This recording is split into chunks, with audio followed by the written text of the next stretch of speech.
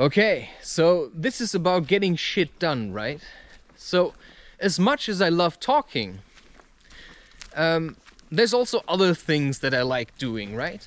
So, I don't want to stretch out this podcast unnecessarily long, because I'm also here to get somewhere, right?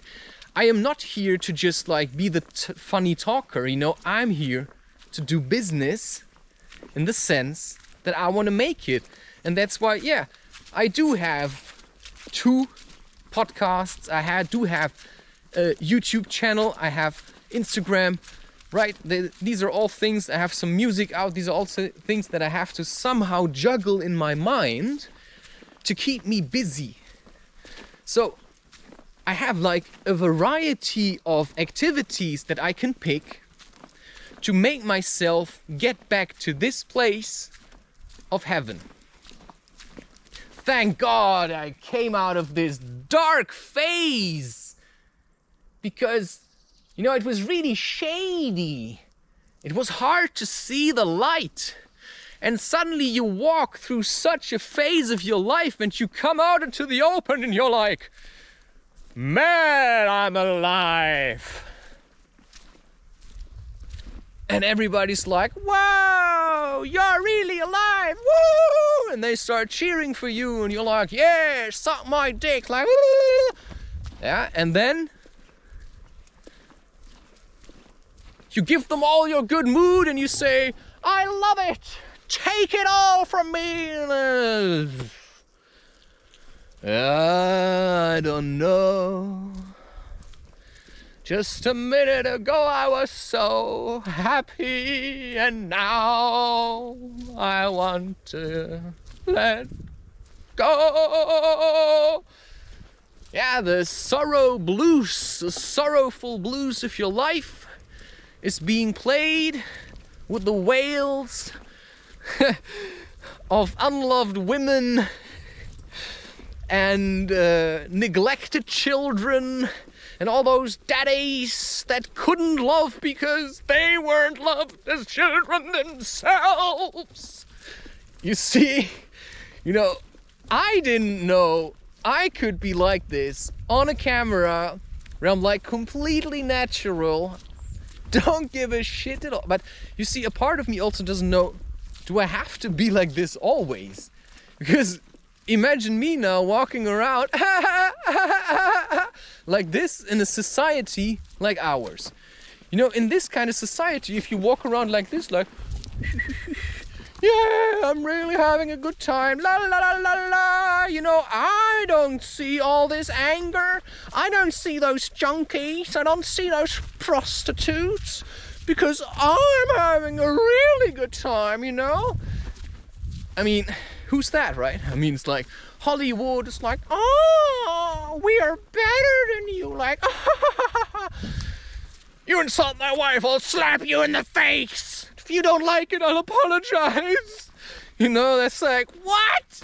Like, that's the person that's like the creme de la creme?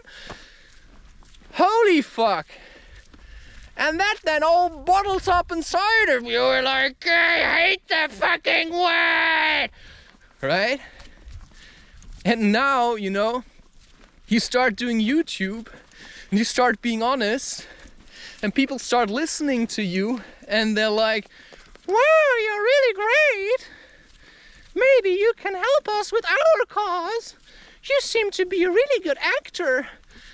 Don't you want to come and work with Hollywood? And you say, hell no, because, you know, I don't need Hollywood to be anything at all, because I already figured it out. So I was persistent on being myself instead of being liked by others.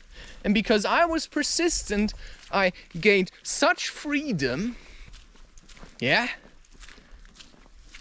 which they couldn't take away from me anymore.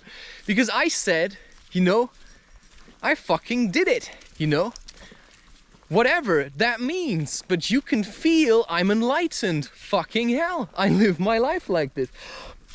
So, whatever spirituality is, it's definitely not the joke that we are being shown by Hollywood. And that's something I have realized also in German movies, where taking psychedelics is always shown as something like, where I say, psychedelics have made me who I am today. Like, they've helped me to figure out who I am. And as I started to figure it out, I started working towards that place in myself where I know this is me, right? And that is a perception that you have to work on by confronting your inner shadow and looking at all the shit that has happened in your life. And if you do that, then I am sure that as a society, we could make this heaven on earth. And this is as easy as I can make it for you by cutting it down into words which have been shaped through years of experiencing this kind of place. And picking out all the things that I liked specifically and then spending time with them. You know, I was told at school that I wasn't any good at art. I think I have proven to the world that I can fucking do it.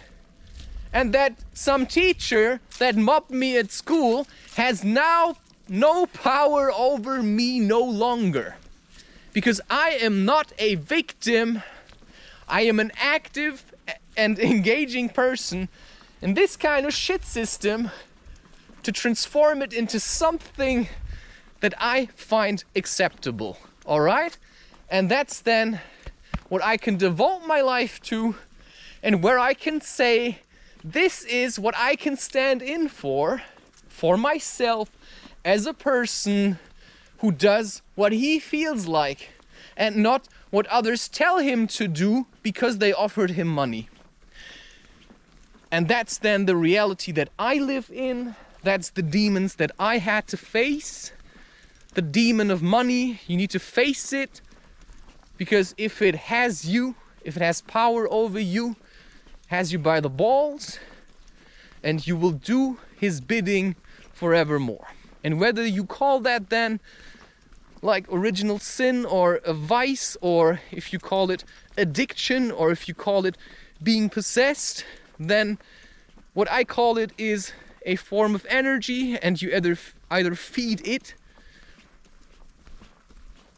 or you learn to live with it or something.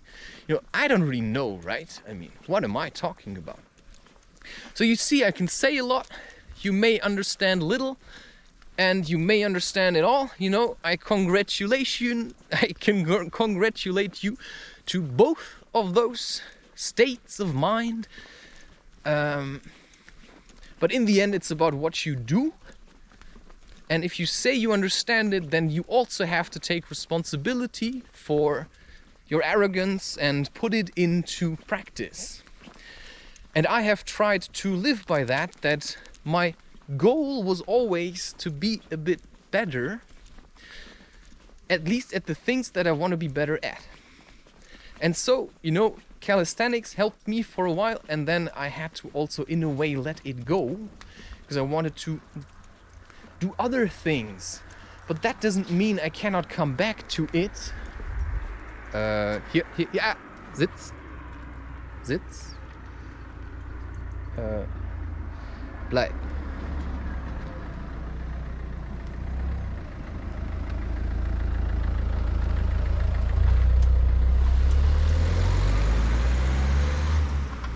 Und los.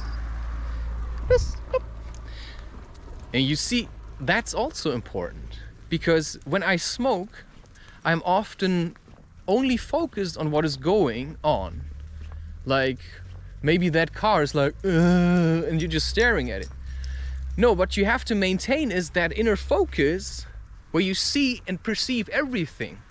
Because if I smoke and then I cycle, or I smoke and I go into the forest, or I smoke and I go walk my dog, I have to be focused on my surroundings as well as myself in a way. I just have to hold my consciousness up here, because now, of course, one reason I would never do this in a city like this now, like just letting her run by herself and smoking, because that I couldn't control. Too many variables. So what is a safe place for an experience like this? To me, is always nature. But maybe not the kind of nature where you have wolves and like dangerous animals. But I could say quite safely that in places like Germany, like even in Amsterdam, I mean, you have parks. I mean, of course, they all do it.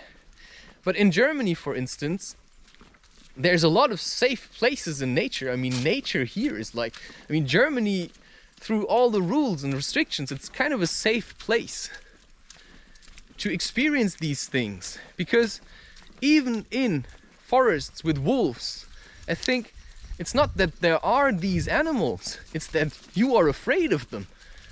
And that's fear that you can work with, and I've worked at it through dogs, through spending time, at least, you know, taking pictures of animals, learning their loving nature, and then realizing, okay, they're actually not that terrible. And that's the same with trees. I mean, they're not that terrible. I don't have to cut them all down.